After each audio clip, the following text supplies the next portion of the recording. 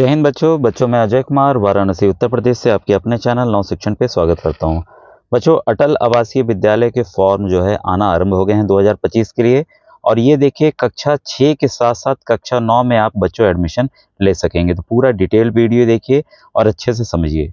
तो ये बच्चों देखिए, यूट्यूब पर आपको अपने क्या करना है कि नव शिक्षण टाइप कर देना, उसको सर्च में डाल देना। ये जो लिखा वाला आ रहा है इस पे आपको क्लिक करना है, क्योंकि काफ़ी जानकारियाँ बच्चों ऑलरेडी मैंने बता रखी हैं।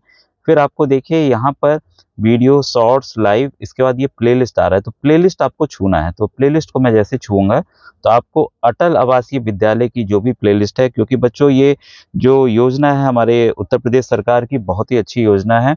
और ये जो लेटेस्ट वीडियोस 2025 के बनाऊंगा ये इसमें है बच्चों। तो एक बच्चा है, ये ऑलरेडी पढ़ रहा है यहाँ पर, तो इसका वीडियो आप देख सकते हैं कि कैसा एक्चुअल में स्कूल वगैरह है, ये बताया गया है।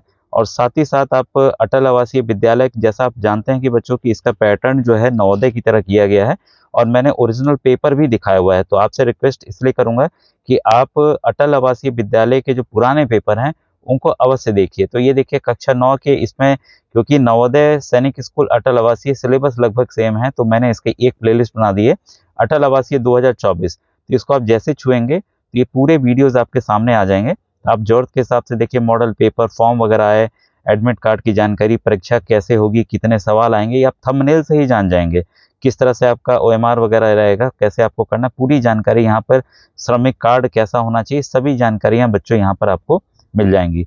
और जो सवाल आए हैं उसको भी मैंने बताया हुआ है। तो आप वैसे ही जो आपके जितने नवोदय के वीडियोस हैं, अगर आप तैयारी करना चाहते हैं कक्षा 6 और 9 के, और अटल आवासीय एक अलग से मैंने बनाया हुआ है, उसको आप जाकर प्लेलिस्ट से बच्चों देख सकते हैं। ये देखिए 88 वीडियोस हैं। जब मैंने 2 साल स्टार्ट हुआ था, ये योजना स्टार्ट हुई थी, तो काफ़ी वीडियोज़ मैंने बनाए थे अटल आवासीय के। तो आप इसको ज़रूर खोल के देखिएगा। इसमें बहुत ही महत्वपूर्ण जानकारी हर एक जगह के बारे में यहाँ पर दी गई है। इसमें कई क्वेश्चंस मैंने समझाए हैं और काफ़ी क्वेश्चंस मेरे बताए हुए परीक्षा में बच्चों आए थे। ठीक है, अब आइए आज के टॉपिक पे आते हैं और समझते हैं इसको। तो ये बच्चों देखिए, जो निकला है आपका एडवर्टाइजमेंट निकला है, ये कार्यालय जिला बेसिक शिक्षा अधिकारी हमीरपुर के हैं, इनके द्वारा निकला है। तो यहाँ पर जो विषय है अटल आवासीय विद्यालय की प्रवेश परीक्षा 2025-26 सत्र की मानक संचालन प्रक्रिया एसओपी के संबंध में। तो एक प्रोसीजर है जिसके तहत बच्चों को एडमिशन दिया जाएगा। और सबसे बड़ी बात है बच्चों की, कक्षा 6 में कुल 140 बच्चों का एडमिशन होगा, जिसमें 70 लड़के और 70 लड़कियों का एडमिशन होगा। सेम वैसे ही कक्षा 9 के लिए बच्चों 140 कुल एडमिशन, जिसमें 70 लड़के और 70 लड़कियों का एडमिशन होगा। रिजर्वेशन जो है बच्चों, जो ओबीसी, एससी, एसटी वगैरह है, वो सभी उसी हिसाब से दिए जाएंगे। तो यहाँ पर देखिए जो निर्देशित किया गया है, इसको आप ध्यान से पढ़ें। तो कम से कम यहाँ पर इनके द्वारा टारगेट भी दिया गया है कि कक्षा 6 के लिए जो इच्छुक उम्मीदवार की जन्म जो है वो 1 मई 2013 से पहले और 31 जुलाई 2015 के बाद नहीं होनी चाहिए। ठीक है, तो कई बच्चे इसको समझ नहीं पाते हैं। इसको सिंपल समझिएगा। 5वें महीने के पहले अगर आपका चौथे महीने में है, ठीक है, तो तब भी आप ये फॉर्म बच्चों नहीं भर पाएंगे। मतलब इसके पहले आपका 1 मई 2013 के पहले अगर आपका जन्म हुआ है तो आप इस फॉर्म को नहीं भर सकते। कक्षा 6 वालों के लिए बता रहा हूँ। और ये कक्षा 9 और इसका जो आखिरी तारीख है 31 जुलाई 2015 है। इसके बाद अगर आपका जन्म हुआ है, मान लीजिए नवंबर दिसंबर 2015 या 2016 में हुआ है, तब भी आप ये फॉर्म नहीं भर पाएंगे। ठीक है, कक्षा 9 के लिए डेट ऑफ बर्थ की रेंज है बच्चों 1 मई 2010 से पहले आपका नहीं होना चाहिए, और 31 जुलाई 2012 के बाद नहीं होना चाहिए।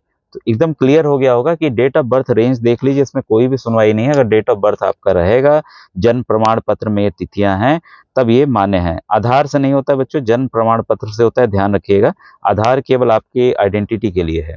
ठीक है, अभी देखिए, उक्त आवेदन हेतु किसी श्रमिक का पंजीयन 30/11/2024 को, अब ये नवंबर, आपको 30 नवंबर 2024 को कार्ड जो है, श्रमिक कार्ड 3 साल पुराना हो जाना चाहिए। श्रमिक कार्ड की जानकारी जो मैंने प्लेलिस्ट दिखाई है उसमें बच्चों दी गई है, उसको आप जरूर देखिएगा। ठीक है, अब ये ध्यान रखिएगा कि अन्य जनपद के जो बच्चे देख रहे हैं उनके लिए भी सेम नियम है। ये मत सोचिएगा ये केवल हमीरपुर के लिए है। ये नियम जो है डेट ऑफ बर्थ की, सभी कुछ ये नियम जितने हैं ये पूरे उत्तर प्रदेश के लिए हैं। प्रति परिवार 2-2 बच्चे, अनाथ श्रेणी से संबंधित उम्मीदवार के जो बच्चे कोविड-19 के दौरान अनाथ हुए हैं, ठीक है, उनका यहाँ एडमिशन होना है। और जिनका महिला और बाल कल्याण विभाग में पंजीयन है, तो कोविड-19 के दौरान अगर मौत हुई है अभिभावक की और उनका पंजीयन अगर हुआ है, तभी बच्चा इस फॉर्म को भर पाएगा। तो 2 कैटेगरी है इसमें फॉर्म भरने की।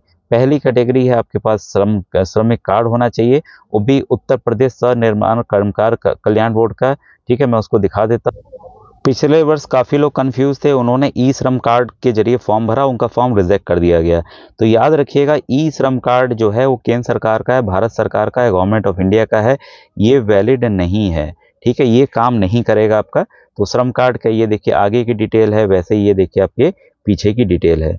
अब ये देखिए जो एक्चुअल में श्रम कार्ड आपको चाहिए उस पर ये जरूर लिखा होना चाहिए। मैं आपको पहले यहाँ दिखा दूँ, क्योंकि पूरा कार्ड मैं आपको दिखा नहीं सकता। उत्तर प्रदेश भवन एवं अन्य सन्निर्माण कर्मकार कल्याण बोर्ड उत्तर प्रदेश, ये पहचान पत्र ये जरूर होना चाहिए। ठीक है, तो ये पहचान पत्र है। अच्छा, ये दिखा सकता हूँ ये, क्योंकि इसमें एक्चुअल में नहीं है। तो ये देखिए यहाँ फोटो होगी आपकी, पंजीकरण संख्या यहाँ होगा, नाम है। ठीक है, बाकी date of birth, mobile number वगैरह ये सब है, जन्म तिथि वगैरह यहाँ सब कुछ लिखा हुआ है। ठीक है, तो ये आपको अगर बन नहीं पाया है, उस तरीका भी मैंने बताया है, तो इस साइट पे भी जाकर आप बच्चों ये डिटेल आपके अभिभावक पापा में देख सकते हैं। तो आपने देखिए अब श्रमिक कार्ड की भी डिटेल एकदम जान ली है। ठीक है, अब एक और देखिए जो जो इम्पोर्टेंट चीज़ें हम देखते जाएंगे ताकि आपका बच्चों यहाँ फ्री एडमिशन हो सके। और इसकी प्रवेश प्रक्रिया 25/12/2024 से 15/1/2025 के मध्य आयोजित होगी। तो ये एकदम क्लियर हो गया, और मैंने पुराने पेपर हल करके बताए हुए हैं, आप उसको जाकर जरूर देखिए। सॉल्व पेपर हैं क्लास 6 और 9 दोनों के। ठीक है, तो आप उसको जरूर जाके देखिए। अगर आप वीडियो से भी बच्चों ऐसे आपकी तैयारी हो जाएगी। ठीक है, अगर आप तैयारी करना चाहते हैं किताब के जरिए, तो बच्चों ये राघव प्रकाशन की किताब के जरिए कक्षा 6 तथा 9 के लिए स्पेशली अटल आवासीय विद्यालय को की तर्ज पे बनाया गया है। बेशक इसके कोर्स सब नवोदय विद्यालय का है, लेकिन जब आप पेपर देखेंगे पूरा पूरा बच्चों ये मैच नहीं करता है, क्योंकि हर ये एग्ज़ाम जो है मंडल स्तर पे होता है, तो हर एक जगह का पेपर अलग अलग आता है। ठीक है, तो ये, और दूसरा देखिए आपकी परीक्षा जो है 25 दिसंबर और 15 जनवरी के बीच में आयोजित हो जाएगी। और ये आपको कार्यालय में आपको 23 दिसंबर तक ये फॉर्म आपको जमा करना है। ये मैं पूरा डिटेल आपका दे दे रहा हूँ। ठीक है, तो देखिए ये अटल आवासीय पत्र का प्रारूप है। और ये जो व्हाट्सएप ग्रुप मैं बताना भूल गया कि व्हाट्सएप ग्रुप जरूर आप ज्वाइन कीजिए, जहां आपको हर एक जानकारी मिलते रहेगी। वीडियो के डिस्क्रिप्शन में आपको उसका लिंक मिल जाएगा। तो ये व्हाट्सएप ग्रुप में ये फॉर्म मैं डाल दूंगा, ताकि जो हमीरपुर के बच्चे हैं वो इस फॉर्म को भर के जमा कर सकें। अन्य जनपदों का बाद में आएगा, जैसे जैसे आएगा। अगर आप के पास फॉर्म आ जाए तो मुझे जरूर भेज दीजिएगा। अन्य कुछ भी पूछना हो तो आप यूट्यूब के कमेंट सेक्शन पूछेंगे, ना कि बच्चों आप मुझे व्हाट्सएप कीजिएगा, क्योंकि 18,000 बच्चे विभिन्न कॉम्पिटिशन्स की तैयारी मेरे जरिए बच्चों कर रहे हैं। ठीक है, तो आपसे रिक्वेस्ट है कि जो भी कुछ पूछना हो यूट्यूब के कमेंट सेक्शन में पूछिएगा, ताकि अन्य लोग जब जरूरी कुछ फॉर्म वगैरह भेजें तो मैं आपको उसको भेज सकूं। ठीक है, अब देखिए यहाँ पर अटल आवासीय चयन परीक्षा 2025 कक्षा 6-9 आवेदन पत्र जमा करने की अंतिम तिथि ये बता दिए, मतलब दिसंबर मान के चलिए। पासपोर्ट साइज की फोटो है आपकी। ठीक है, छात्र का नाम, अटल आवासीय विद्यालय के मंडल का नाम, तो जो भी मंडल है, जितने 18 मंडल है हमारे उत्तर प्रदेश में, 18 अटल आवासीय विद्यालय बने हुए हैं। ठीक है, वहाँ पे 18 मंडलों में तो वहीं बच्चों को एडमिशन मिलेगा। एग्जाम्पल के तौर पे बता दूं, जैसे वाराणसी है, तो वाराणसी एक मंडल के रूप में बनारस मेरा, और यहाँ पर आपके जौनपुर के बच्चे, गाजीपुर के बच्चे, चंदौली के बच्चे और बनारस के बच्चे, 4 जनपदों के बच्चे इस फॉर्म को भर सकते हैं वाराणसी में एडमिशन लेने के लिए। ठीक है, अन्य आप अन्य जिले के बच्चे वाराणसी का फॉर्म जैसे नहीं भर सकते, तो आपको अपने मंडल में ही भरना है, जैसे प्रयागराज मंडल का हो गया। ठीक है, इस तरीके से।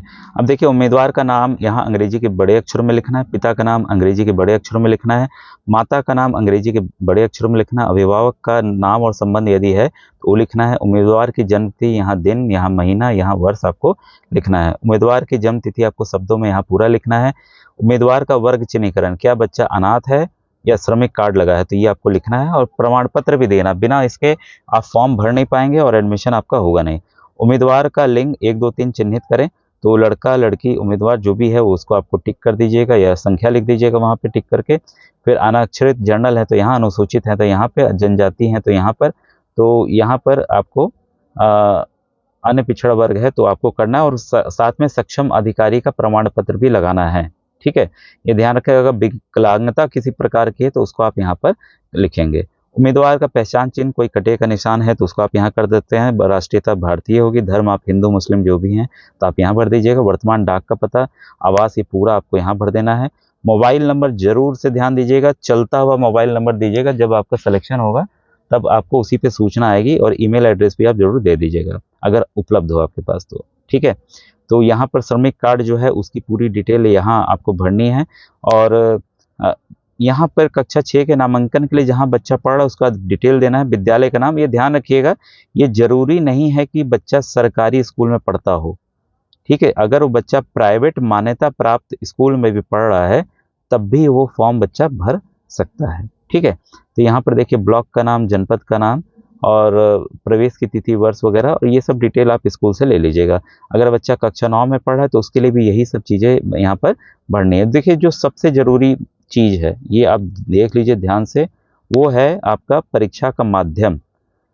हिंदी वाले बच्चे गलती से भी अगर अंग्रेजी टिक कर दिए तो अंग्रेजी में ही उनको उत्तर देना होगा, अंग्रेजी की सब चीज़ें मिलेंगी। तो ध्यान रखिए आपको हिंदी अंग्रेजी देख के टिक कीजिएगा, हिंदी के लिए यहाँ, अंग्रेजी के लिए यहाँ टिक आपको करना है, ठीक है।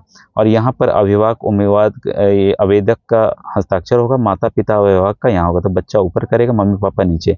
और कई बच्चे क्या करते हैं कि ऐसे आप ऐसे से घुमा के मत करिए। जो आपका नाम है अगर इंग्लिश में लिखना चाहते हैं राम तो राम लिखिए, हिंदी में लिखना चाहते हैं तो हिंदी में आप लिखेंगे, ठीक है, ताकि वो पढ़ सकें। तो ये सही रहता है, एग्जाम के दौरान भी आपके लिए अच्छा रहेगा, क्योंकि उस लिखते आप रोज हैं तो आप उसको याद रखेंगे।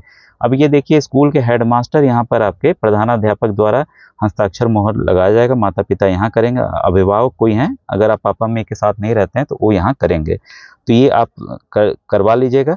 अब जब आप फॉर्म जमा करने जाइएगा तो ये फॉर्म आपको मिल जाएगा वहाँ से कि आपने फॉर्म जमा किया है। और ये देखिए एडमिट कार्ड जब परीक्षा होने होगी तब ये आपको जारी किया जाएगा। तो इसमें भी आपको फ़ोटो चिपकानी है बच्चे की, तो नवीनतम फ़ोटो रहेगी यहाँ पर, रोल नंबर वगैरह भर के दिया जाएगा। ये आप भर सकते हैं, उम्मीदवार का नाम, बच्चा अपना नाम लिख देगा, पिता का नाम लिख देगा, जन्म तिथि, श्रमिक कार्ड है कि अनाथ है ये लिख देगा, जाति श्रेणी लिख देगा, लड़का लड़की ट्रांसजेंडर है इसको लिख देगा, और पहचान चिन्ह यहाँ पर लिख देगा। तो ये आपको जब परीक्षा होगी तब ये आपको एडमिट कार्ड जारी कर दिया जाएगा। तो ये देखिए पूरी डिटेल थी बच्चों, और जो भी जानकारी लेना हो आप यूट्यूब के कमेंट सेक्शन में जरूर पूछिएगा। Thank you very much.